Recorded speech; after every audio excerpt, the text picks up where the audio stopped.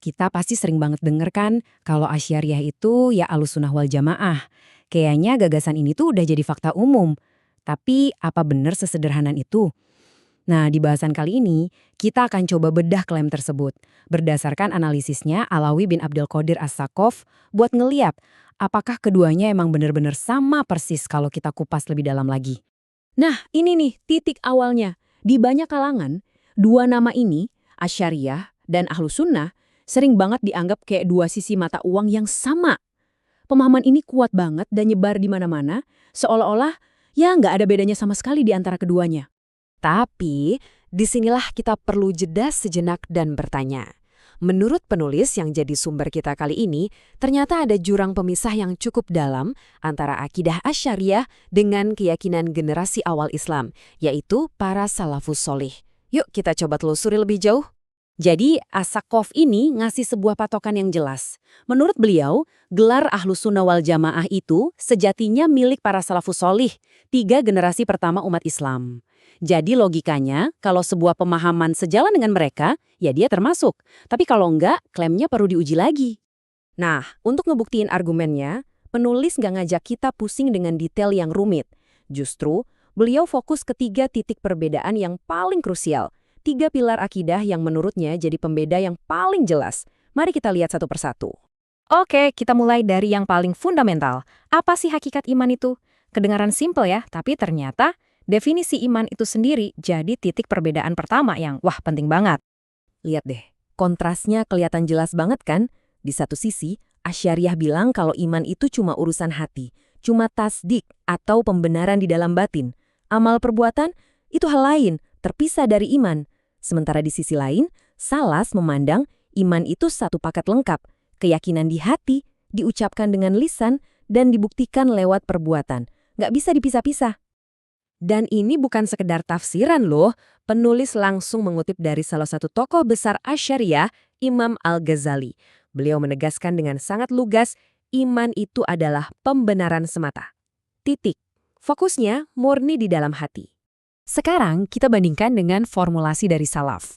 Buat mereka, iman itu punya 3 komponen yang gak terpisahkan. Dimulai dari keyakinan di dalam hati, lalu diikrarkan dengan lisan, dan puncaknya adalah diwujudkan dalam amalan. Ketiganya ini adalah satu kesatuan yang utuh. Dan ini bukan cuma pendapat 1-2 orang. Penulis menyajikan kesaksian yang luar biasa kuat dari Imam Al-Bukhari. Coba bayangkan, beliau ketemu lebih dari 1000 ulama. Dan gak nemuin satupun yang beda pendapat. Semuanya sepakat, iman itu perkataan dan perbuatan. Inilah yang disebut sebagai konsensus atau ijma. Oke, dari hakikat iman, kita pinjah ke pertanyaan yang lebih vertikal nih. Di mana Allah? Isu tentang ketinggian Allah atau ulu ini jadi salah satu titik perdebatan teologis yang paling sengit, dan jawabannya, lagi-lagi, sangat berbeda. Di sini kita seolah melihat 2 pemahaman yang benar-benar berbeda. Bagi Asy'ariyah, Allah itu ada tanpa tempat, di luar konsep ruang dan arah sama sekali. Sedangkan menurut salaf, pemahamannya lebih sesuai dengan apa yang tertulis di teks. Allah itu di atas langit, bersemayam di atas arsy-Nya, terpisah dari makhluknya. Coba deh kita renungkan kutipan dari Fakhruddin Ar-Razi ini untuk memahami pandangan Asy'ariyah. Tidak di dalam alam dan tidak di luar alam. Ini kedengarannya seperti paradoks kan? Dan memang ini dirancang untuk menunjukkan bahwa Tuhan itu sama sekali tidak terikat oleh batasan ruang. Nah, sebagai jawabannya, salaf merujuk ke hadis yang sangat sederhana tapi powerful ini. Nabi sendiri bertanya, di mana Allah? Dan jawaban di langit itu bukan disalahkan atau dikoreksi dengan penjelasan filosofis yang rumit. Justru, jawaban itu dibenarkan dan dijadikan tanda keimanannya. Poin ketiga sekaligus yang terakhir membawa kita ke hakikat Al-Quran itu sendiri. Ketika kita bilang firman Allah atau kalamullah, apa sih sebenarnya maksudnya? Apakah itu sesuatu yang punya suara dan huruf atau sesuatu yang lebih abstrak dari itu? Asy'ariyah punya konsep yang sangat khas di sini, namanya kalam nafsi. Gampangnya gini, menurut mereka, firman Allah yang hakiki itu bukanlah suara atau huruf, tapi sebuah makna tunggal yang abadi yang ada pada zat Allah. Lalu, Al-Quran yang kita baca sekarang ini apa? Itu adalah ungkapan atau ekspresi dari makna abadi tersebut yang diciptakan. Pernyataan dari Imam Al-Ghazali yang dikutip penulis ini benar-benar menyoroti perbedaannya.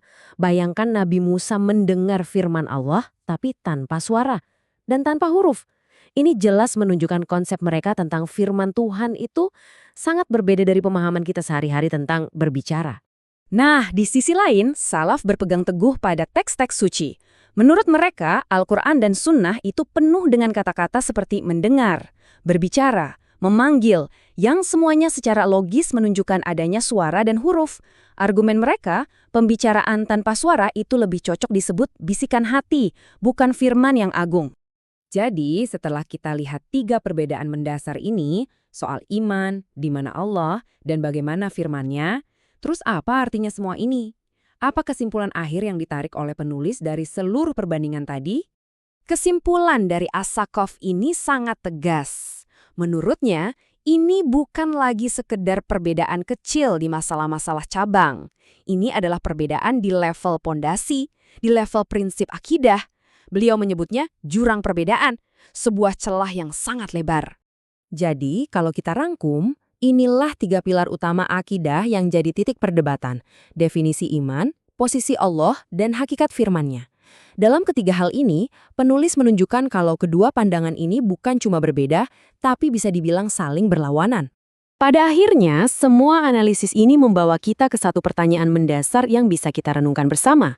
Saat kita mencoba memahami sebuah aliran pemikiran, seberapa penting sih kita berpegang pada pemahaman generasi-generasi pertama? Dan apa artinya jika sebuah mazhab ternyata berbeda dalam hal-hal mendasar dengan fondasi awal tersebut? Sebuah pertanyaan yang menarik untuk dipikirkan,